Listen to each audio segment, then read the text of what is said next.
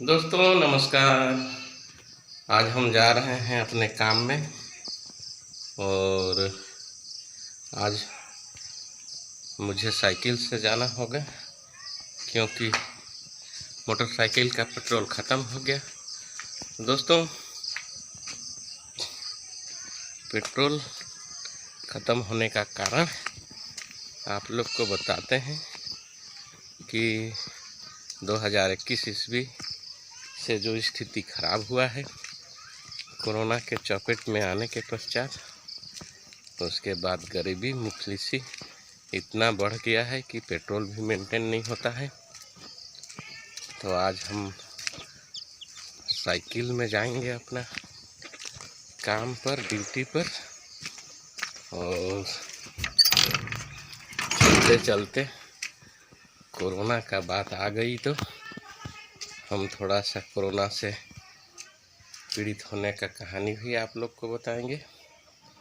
ये दोस्तों हमारा मोटरसाइकिल, लेकिन आज पेट्रोल ख़त्म हो गया है, इसीलिए हम आज ही हमारा पुराना साइकिल में जाएंगे। ये वहाँ हमारा साइकिल घर से निकालते हैं। घर से 2 किलोमीटर हमारा वर्क पैलेस है, राइस मिल जहाँ हम काम करते हैं।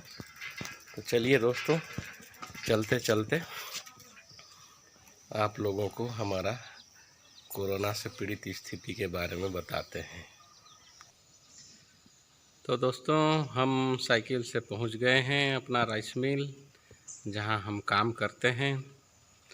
और जैसा कि हम आप लोग को हमारा कोरोना काल से जो परिस्थिति खराब हुआ है आर्थिक दृष्टि से विशेष करके, उसके कारण गाड़ी से साइकिल में आना पड़ा। तो दोस्तों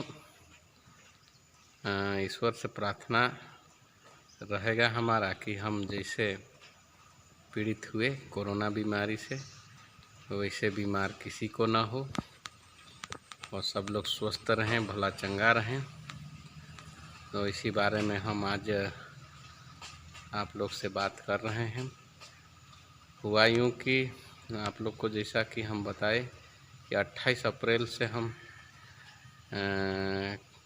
28 अप्रैल 2021 ईस्वी को हमारा तबीयत खराब हुआ। क्योंकि सिम्टम जो लक्षण बताए गए थे पूरा लक्षण कोरोना का ही था। बुखार आना और किसी भी प्रकार स्वाद का मुंह से अनुभव न होना, वज़न घट जाना, ये सब बताया गया था कोरोना का लक्षण। तो सभी लक्षण तो कोरोना का ही था, लेकिन टेस्ट 5 बार हुआ हमारा RT-PCR टेस्ट, लेकिन 5 बार में नेगेटिव आया। और नेगेटिव होने के कारण हमारा प्राइवेट इलाज चलते रहा। हमको कोरोना मरीज मान के एडमिट नहीं किया गया, और एडमिट नहीं किया जाना हमारे लिए अच्छा हुआ लगता है। काहे कि हम जितने बार टेस्ट वगैरह के लिए गए जिला अस्पताल जसपुर भी, तो वहाँ से डेथ बॉडियाँ हमारे सामने से निकलती थी। तो एक दिन तो डॉक्टर साहब भी हमको बोले कि आपका नेगेटिव नहीं आ रहा है, जबकि सारा लक्षण कोरोना का ही है। तो हम दवाई लिख दे रहे हैं और आप खैर मनाइए कि आपका पॉजिटिव नहीं आ रहा है। और पॉजिटिव आने के बाद यहाँ रिस्क ही है कहना चाहिए। देख रहे हैं आपके सामने से कितना डेथ बॉडी निकल रहा है। तो ऐसा उन्होंने भी समझाइश दिया, उसके बाद कुछ दवाई लिख दिए।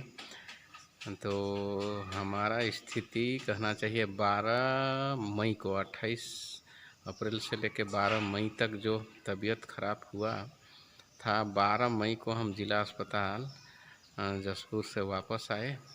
डॉक्टर का एडमिट नहीं किए वो, और हमको वापस घर भेज दिए। 13 मई 2021 से 15 मई 13, 14, 15 3 दिन हम बेहोशी की हालत में रहे।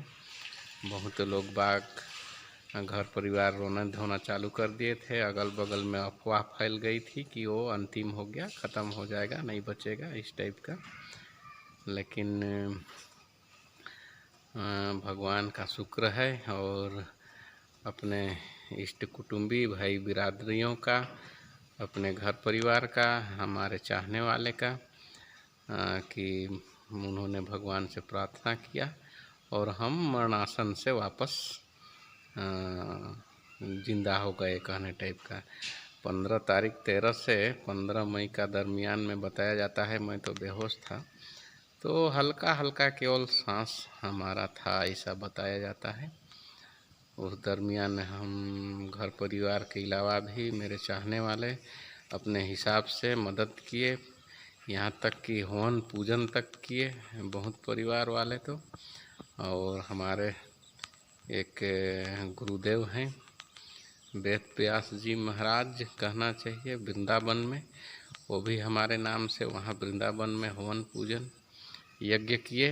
हमारा लड़का से वो संपर्क में रहते थे, मैं तो बेहोशी का हालत में था, बेहोश था, तो मेरा लड़का के संपर्क में रहते थे और उन्होंने कहा था कि आपके पिताजी मरणासन में तो पहुंच जाएंगे लेकिन उनको होगा कुछ नहीं, वो वापस बढ़िया स्वस्थ हो जाएंगे।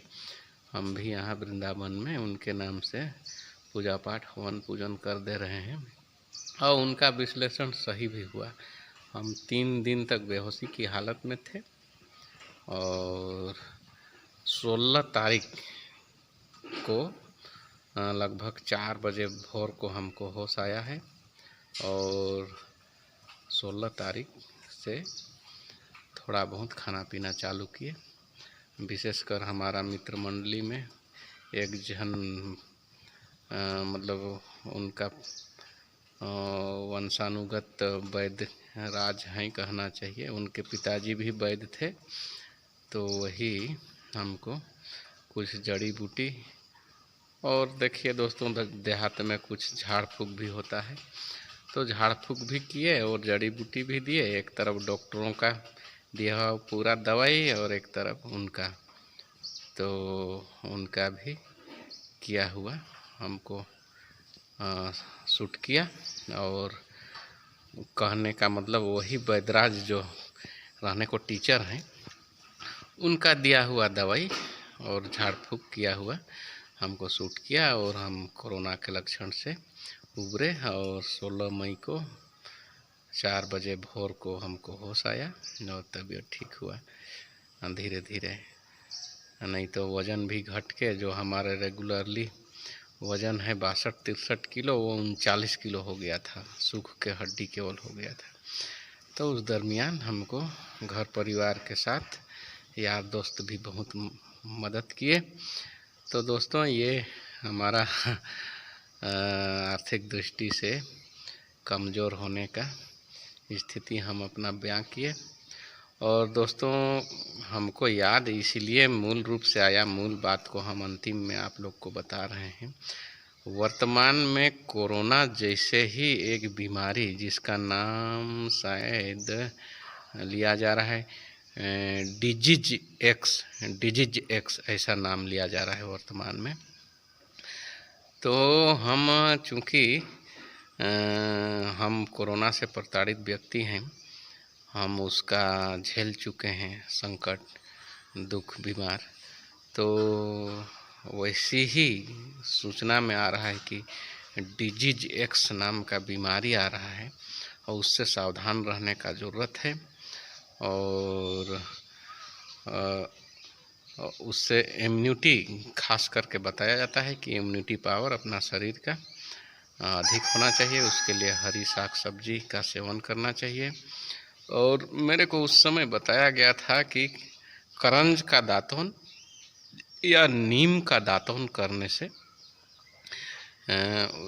जो कीटाणु उसके विषाणु होते हैं वे धीरे धीरे समाप्त होते हैं कोरोना जैसे महामारी का। और डिजीज एक सभी नाम आ रहा है, तो हम उसी समय से दोस्तों एक तो करंज का दातुन करते हैं, एक तो मतलब नीम का दातुन करते हैं।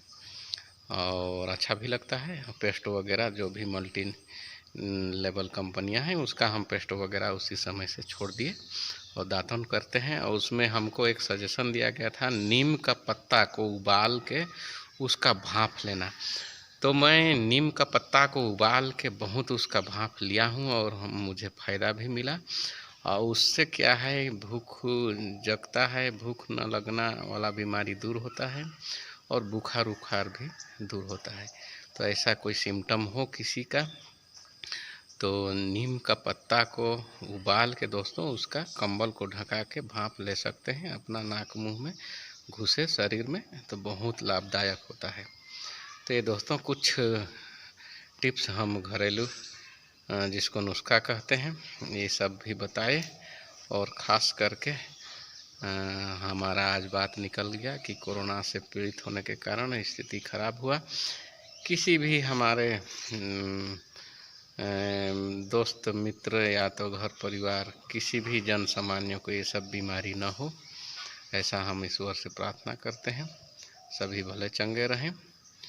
और आने वाला जो बताया जा रहा है बीमारी डिजीज एक्स, उससे भी जानकारी जुटा के सावधानी बरतने का कोशिश करें मित्रों। तो इसी कामना के साथ और हमारा चैनल को अवश्य सब्सक्राइब कर दीजिएगा और लाइक कीजिएगा। इसी आग्रह के साथ आप सभी का बहुत बहुत धन्यवाद।